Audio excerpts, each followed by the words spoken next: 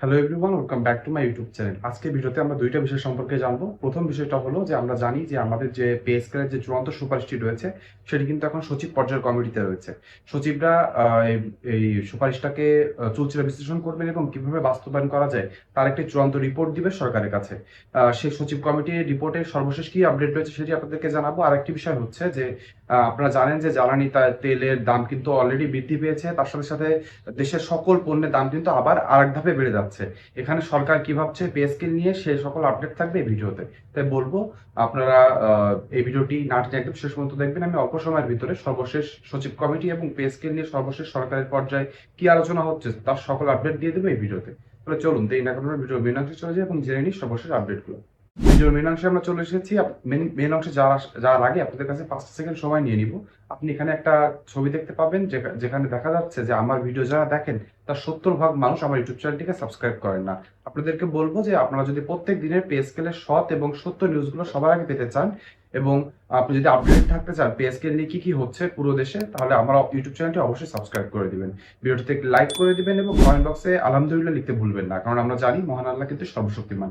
তিনি চাইলে পে স্কেলটা খুব তাড়াতাড়ি বাস্তবায়ন হয়ে আমাদের সরকারি চাকরিজীবীদের কাছে চলে আসতে পারে। তাহলে চলুন আর আমরা কালক্ষেপণ না করে জেনে নিই সর্বশেষ কি আপডেট রয়েছে। আহ, প্রথম আমার রিপোর্ট থেকে আমি যতটুকু দেখতে পাচ্ছি সচিব কমিটির বিষয়ে যে আপডেটটা আপনাদেরকে দিব, এখন বলতে চাই যে সচিব কমিটি কিন্তু এখনো এখনো পুরোপুরি পে স্কেলের উপরে কার্যক্রম শুরু করেনি।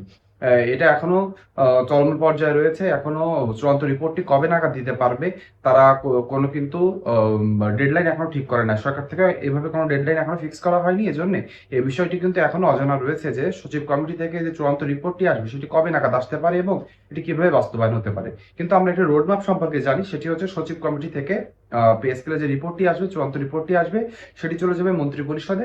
মন্ত্রী পরিষদের সকল মন্ত্রী এটা দেখাশোনা করে গ্রিন সিগন্যাল দিলেই কিন্তু সেটি সরকারের মাধ্যমে গ্যাজেট আকারে প্রকাশ হবে। তার মানে বিষয়টি কিন্তু এখনো একটু সময়ের প্রয়োজন রয়েছে। অন্যদিকে আমরা এখন জেনে নিব যে সরকার পে স্কেল নিয়ে সর্বশেষ কি ভাবছে এবং সেই নিয়ে সর্বশেষ কি আপডেট রয়েছে। এখানে বলা হচ্ছে যে সরকার কিন্তু জ্বালানি সংকট এবং ভর্তুকি দিয়ে বেশ চাপে রয়েছে। পে স্কেল বাস্তবায়ন নিয়ে কিন্তু এখনো আশঙ্কা রয়েছে, অর্থাৎ এখনো কিন্তু শিওর বলা যাচ্ছে না যে পরবর্তী অর্থ বছরের শুরুতেই আমরা পে স্কেল বাস্তবায়ন হতে দেখতে পারবো কি পাবো না। তার কারণ হচ্ছে যে 40,000 কোটি টাকা প্রাথমিকভাবে পে স্কেলের জন্য বাজেটের জন্য বরাদ্দ রাখা হয়েছিল, সেটি থেকে কিন্তু জ্বালানি ভর্তুকি সহ পে স্কেল এবং কৃষি ঋণ মুক্ত করা থেকে বেশ কিছু উন্নয়নমূলক কার্যক্রমে কিন্তু টাকাগুলো অন্য খাতে খরচ হয়ে গিয়েছে। এখন নতুন করে এখানে বরাদ্দ দেওয়ার কথা বলা হচ্ছে 25 থেকে 30 হাজার কোটি টাকা। সেটি আদৌ দেওয়া হবে কিনা এবং সে নিয়ে কিন্তু এখনো ধোঁয়াশা সৃষ্টি রয়েছে। সরকারি চাকরিজীবীরা কিভাবে সরকারের উপর চাপ প্রয়োগ করছেন এবং সরকার কতটুকু সরকারি চাকরিজীবীদের উপর সহানুভূতি হয়ে এই পে স্কেলের কার্যক্রমটি আগিয়ে নিয়ে যাবে সেটি কিন্তু এখনো সময়ের ব্যাপার। কারণ এখনো কিন্তু স্পষ্টভাবে কেউ কোনো কথা বলছে না। পে স্কেল অবশ্যই হবে এটা আমরা জানি, কেননা নতুন সরকারের ইশতেহার এবং নির্বাচনের আগে আমাদের জনাব তারেক রহমান যে বর্তমান প্রধানমন্ত্রী রয়েছেন তিনি কিন্তু জাতির উদ্দেশ্যে বলেছিলেন ভাষণে যে পে স্কেল কিন্তু তারা যথাসময়ে বাস্তবায়ন করবে এবং ইশতেহারে সেটি উল্লেখ করা ছিল। আমরা মনে করি দীর্ঘ 11 বছর সরকারি চাকরিজীবী যে নির্মহ দুঃখ দুর্দশার ভিতরে রয়েছে, এখান থেকে বের করতে হলে অবশ্যই পে স্কেলটি বাস্তবায়ন করতে হবে। আর এক ধাপে জ্বালানি তেলের বাড়ার কারণে আর এক ধাপে জিনিসপত্রের দাম বাড়বে, কিন্তু সরকারি চাকরিজীবীদের বেতন কিন্তু বাড়ছে না। এই জন্য অবশ্যই পে স্কেলের দিকে নজর দিতে হবে। পে স্কেলটি খুব তাড়াতাড়ি বাস্তবায়ন করতে হবে। আপনাদেরকেও চুপ করে থাকলে হবে না।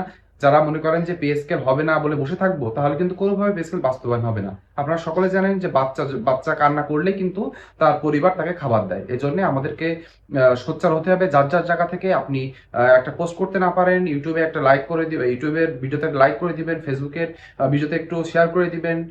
এভাবে কিন্তু আমরা সামনে পে স্কেলের যে আমাদের যৌক্তিক দাবি সেটাকে সবার সামনে নিয়ে আসতে পারবো এবং পে স্কেল কেন প্রয়োজন হয়ে পড়েছে সেটাও সকলকে জানাতে পারবো।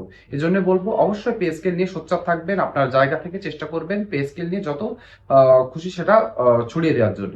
পে স্কেল রিলেটেড এবং প্রত্যেক দিনের আপডেট পেতে হলে আমার ইউটিউব চ্যানেল এবং আমার ফেসবুক পেজকে অবশ্যই লাইক এবং সাবস্ক্রাইব করে দিতে হবে, ভিডিওটিতে লাইক করে দিতে হবে এবং কমেন্ট বক্সে আপনার যৌক্তিক মন্তব্য লিখতে ভুলবেন না। আজকে ভিডিওটি এ পর্যন্তই। সকলে ভালো থাকবেন।